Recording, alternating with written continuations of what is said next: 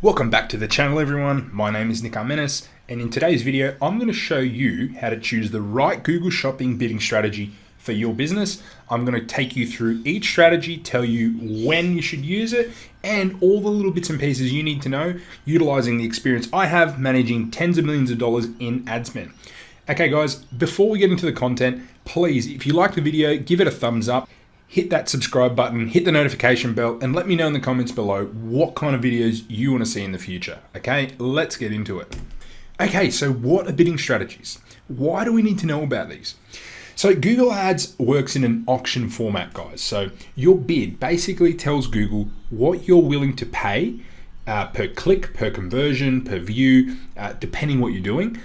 It's basically just telling Google, hey, this is my bid, and then it puts it into this auction, right? That's all we really need to know right now.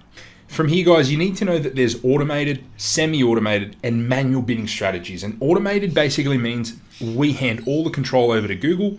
Semi-automated means we have some control, and manual means we literally tell Google what we're bidding. So you're probably asking, why are bidding strategies important and what do I need to know about them?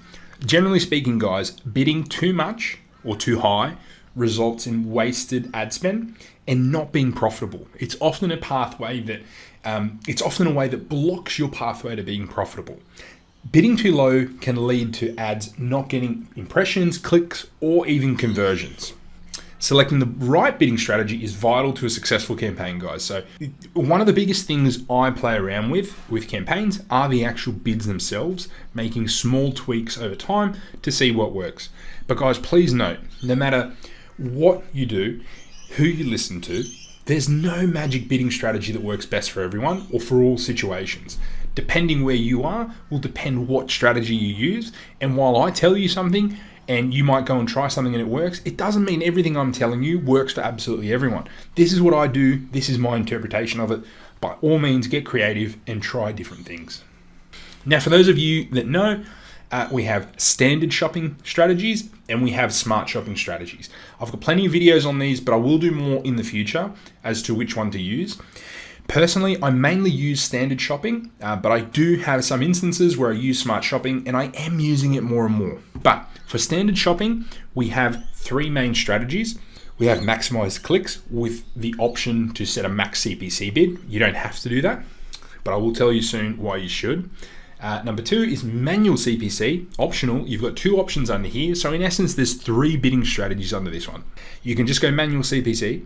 You can go and turn on enhanced CPC and optimize for conversions, i.e. the number of conversions.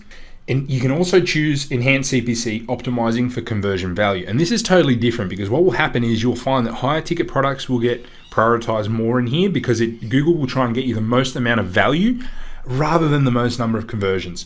And just to note here, if you do have different price brackets, you may need to tweak this or subdivide and segment campaigns to properly optimize for these things.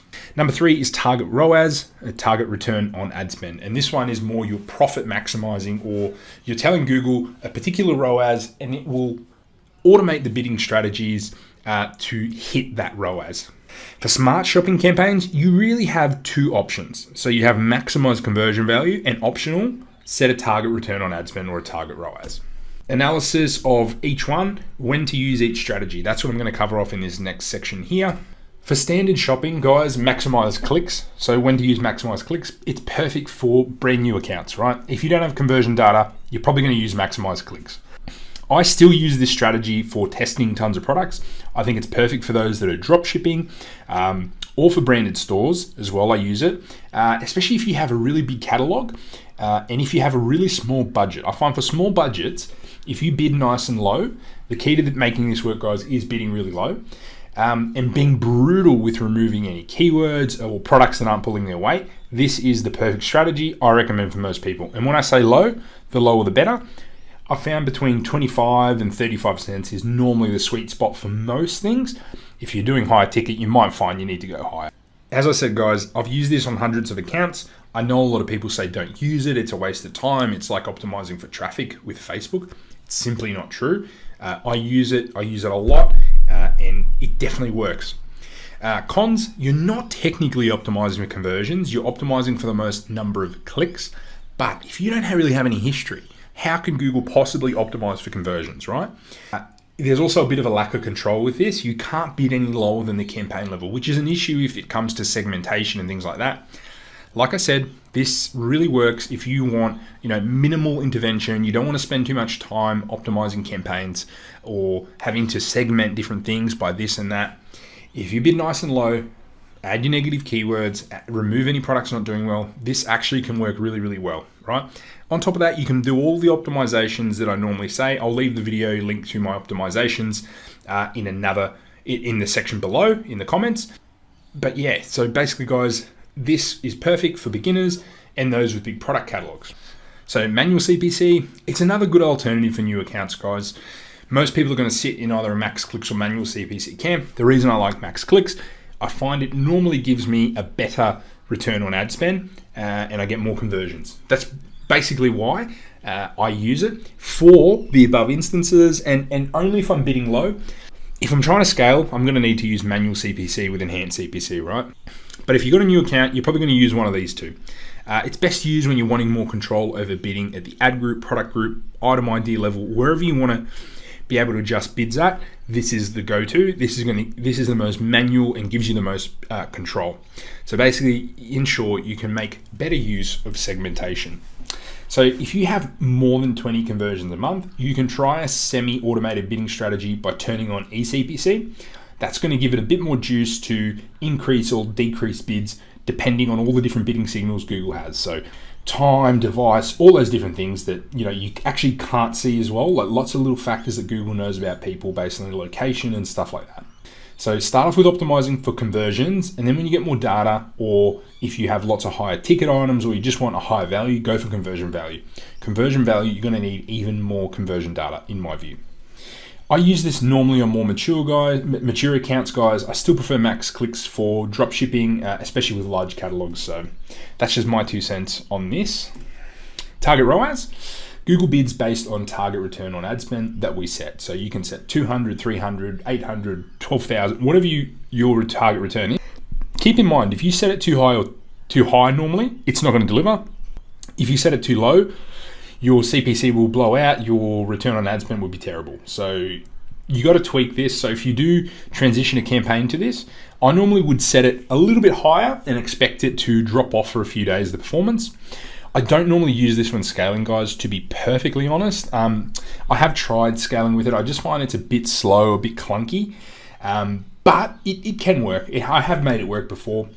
You do need plenty of conversion data, so minimum of 20 in 45 days, which for most people should be fine. I use it mainly in maintenance mode where people have maxed out the scalability of a campaign. It does bring a bit of predictability and profitability to campaigns. And sometimes if a campaign falls off a cliff, I'll switch to target ROAS. That said, guys, please note, if you're not profitable with your store, this isn't going to save you. It's worth a try, but remember, the data that goes in needs to be of high quality.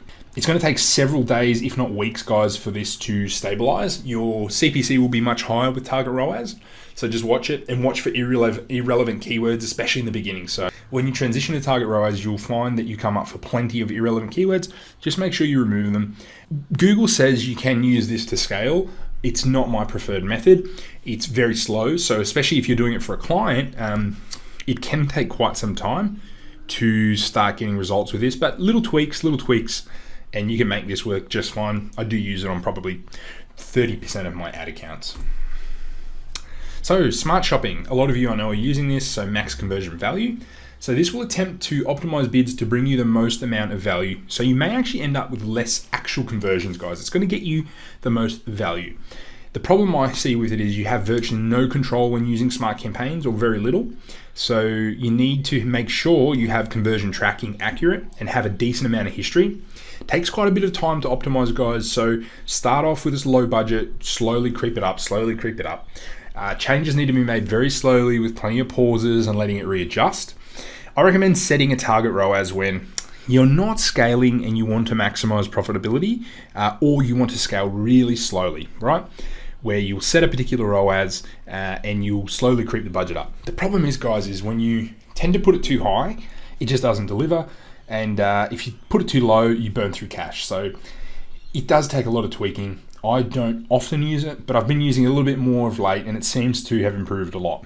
One thing you can do is segment campaigns by profit margin, and then you can kind of utilize maximum conversion value more so, because if you segment low ticket items with higher ticket items and pull them apart, it's going to work much better.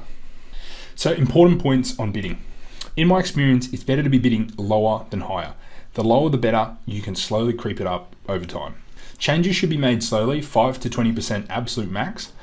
It will take time for the campaign to re-optimize once you make the change. You will start appearing for different searches, so watch keywords like a hawk. Use the filters. Make sure you also filter by impressions and seeing if anything with a low CTR, get rid of that. Most people will be best to start with max clicks or manual CPC on a nice and low bid. Don't overcomplicate it. If you overcomplicate this is where I feel like people kind of, they just put too much work into, what bidding am I going to do, working this out, working that out. Little tweaks I find is the best. And when in doubt, kind of hand a little bit more control over to Google, especially if you don't have the experience. If you have enjoyed the video, guys, please let me know below. Like, comment, subscribe, all that jazz. If you do want me to look at your ads, I'll leave a form below to apply to work with me and my agency. If you want to learn more about bidding in a very advanced course, which I'm about to refilm, so if you do want to jump in, the price will be going up. I recommend you get in there right now, guys. It will be going up significantly, and it's going to go through a huge change. So guys, see you in the next video, and thank you for listening.